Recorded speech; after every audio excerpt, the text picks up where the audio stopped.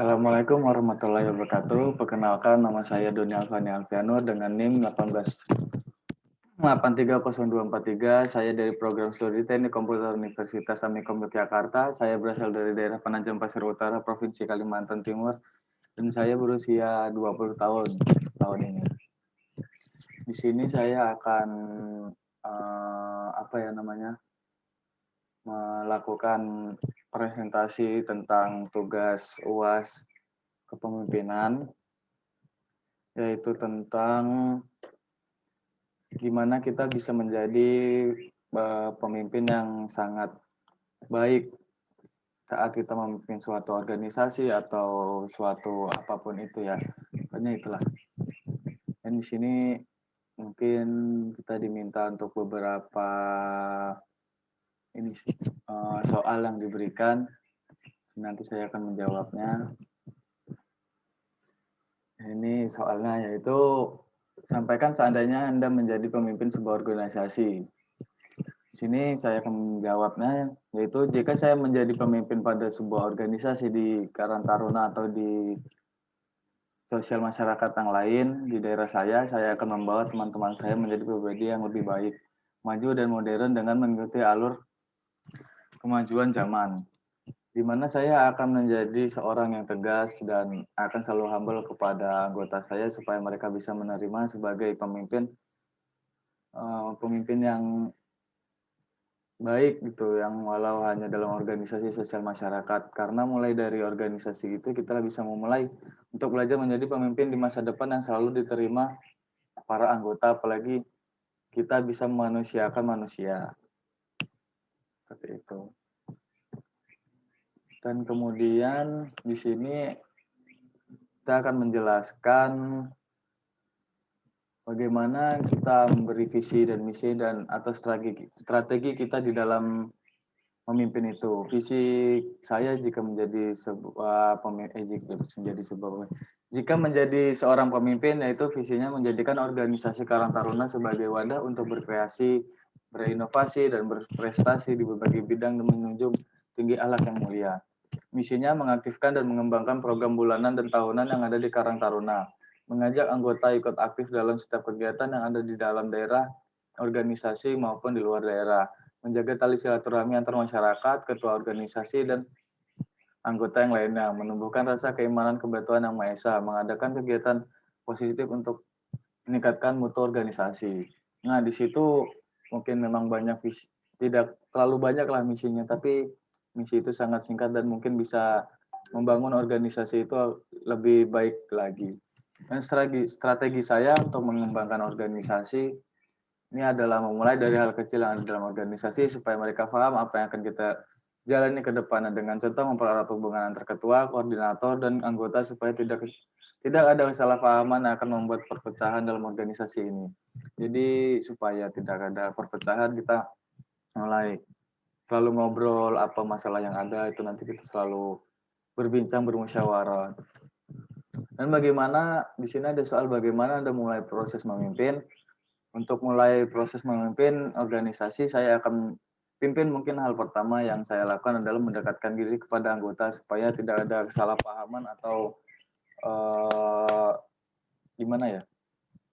tidak ada yang saling meninggikan gitu. Selanjutnya saya mencari tahu hal apa saja yang mereka inginkan untuk memajukan organisasi ini.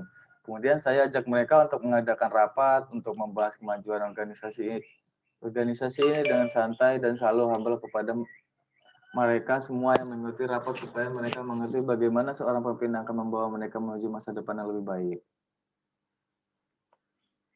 Itu. Dan selanjutnya di sini ada soal proses bagaimana menjelaskan kepada anggota atau pengikut agar bisa mencapai visi dan misi Anda.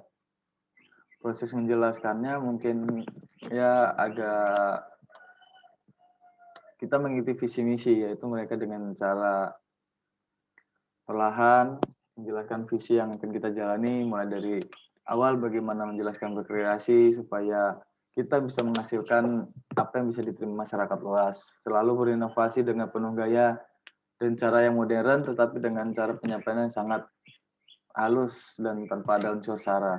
Dan berprestasi dengan cara kita sendiri supaya mempunyai gaya tersendiri untuk mencapai prestasi itu. Menjelaskan misi yang ada sama dengan menyampaikan visi yang kami buat. Namun ada beberapa cara yang berbeda supaya mereka lebih memahami misi yang kita buat bersama. Karena misi yang kita buat harus dilakukan dengan mempraktikkan misi itu di kehidupan kita supaya misi tersebut tidak hanya sebatas tulisan dan melainkan kita juga mempraktekkan itu di kehidupan kita nanti. Kemudian di sini ada bagaimana cara menghadapi masalah yang datang baik internal maupun eksternal. Ya mungkin itu ada beberapa cara sih yang mungkin nanti saya jelaskan, yaitu dengan memikirkan hubungan baik yang harus dijaga. Nah, di situ kita menjelaskan supaya tidak ada perpecahan antara ketua dan anggota atau koordinator yang lain itu, supaya ya itulah tidak ada perpecahan. Nah, itu dengan mengatasi konflik-konflik yang sebenarnya cukup banyak, namun hal itu harus diingat adalah pikiran hubungan baik antar anggota tim. Ya, dalam pertumbuhan anggota pasti ada dampak baik yang dihasilkan. Namun saat konflik datang, hubungan tersebut bisa hancur seketika dari membenci hingga tidak lagi percaya pada individu tersebut. Dan yang paling jelas yaitu tadi, supaya hubungan itu kita pikirkan dulu hubungan yang bakal terjalin selanjutnya setelah ada konflik itu bagaimana, dan setelah selesai itu bagaimana harus dipikirkan. Itu selanjutnya cari sumber masalah. Jika sudah memikirkan hubungan yang baik tadi, jangan menunggu terlalu lama untuk mencari sumber masalah. Sumber masalahnya terkadang bisa saja muncul dari seseorang, namun bukan berarti bisa segera menuduh atau menyalahkan. Nah, semua pihak dalam organisasi harus memiliki visi dan misi yang sama. Itu tadi misi-misi yang di atas yang saya buat tadi itu atau yang saya sebutkan. Dan setelah itu jangan menyalahkan orang lain. Jangan sampai ada pihak menyalahkan orang lain. Jadikan konflik ini sebuah pembelajaran, bukan malah menuduh dan menyalahkan. Jika sikap menyalahkan ini dipertahankan sekaligus tunjukkan sudah pasti membawa konflik baru sehingga semakin mengancam perpecahan dalam organisasi. Sering mendengar, sedikit berbicara. Itu kita mulai membahas konflik yang terjadi, kita harus memilih situasi kaos bisa muncul dengan cepat. Ada banyak pihak yang ingin menyampaikan pendapat tapi sedikit mendengar. Itulah mengapa poin yang ini saya sebutkan ini membahas yang poin ini sering mendengar sedikit berbicara. Tidak dapat dipungkiri lagi bahwa lebih banyak orang yang suka berbicara tapi giliran diminta untuk mendengar malah tidak mau. Itu memang banyak di sekitar kita, tapi ya mungkin lebih baik seperti itu. Dan selanjutnya selesaikan masalah bersama. Jadi setiap ada masalah itu kita selesaikan secara bersama dengan musyawarah atau mufakat, dan insya Allah semuanya akan selesai dengan sendirinya. Dan selanjutnya dijelaskan langkah-langkah konkret yang Anda lakukan dalam menghadapi masa pandemi agar selalu eksis. Ya, mungkin langkah pertama tetap produktif supaya jalannya organisasi lancar tanpa ada hambatan yang bisa membuat organisasi menjadi vakum.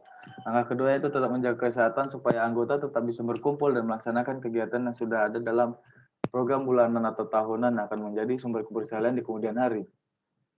Langkah selanjutnya yaitu dengan memanfaatkan kemajuan teknologi supaya bisa membantu organisasi tetap eksis, maju, dan lebih baik ke depannya. Dan di sini yang terakhir adalah gaya kepemimpinan yang Anda pakai. Mungkin gaya kepemimpinan yang saya pakai yaitu gaya kepemimpinan demokratis. Kenapa? Karena konsep demokrasi pemimpin yang satu ini selalu berdiskusi kepada anak buahnya saat hendak mengambil keputusan. Jadi setiap kita mau mengambil keputusan, kita harus berdiskusi kepada koordinator, anggota, atau seksi-seksi yang lain untuk mencapai suatu keputusan yang tepat. Gaya kepemimpinan ini berbanding terbalik sebenarnya dengan kepemimpinan yang autokratis, di mana pemimpin mengambil alih semua keputusan tanpa melibatkan anak buah. Dan itu bukan tipe saya banget untuk menjadi gaya seorang pemimpin. Masalah komunikasi atasan ke bawahan dan sebaliknya bisa terjalin dengan efektif dan efisien di gaya kepemimpinan demokratis ini. ada kreativitas, kejujuran, dan usaha yang bakal terlihat dengan jelas lewat konsep yang demokratis. Contoh gaya kepemimpinan ini yaitu menerapkan pendekatan dua arah. Untuk membuat keputusan pemimpin demokratis mendengar suara setiap orang di kelompok anggota timnya, memiliki kebebasan untuk mengambil peran dalam diskusi. Terus mendorong partisipasi dan keterlibatan. Dengan mendorong keterlibatan setiap orang dalam proses kepemimpinan demokratis akan menaikkan motivasi tim dan meningkatkan loyalitas.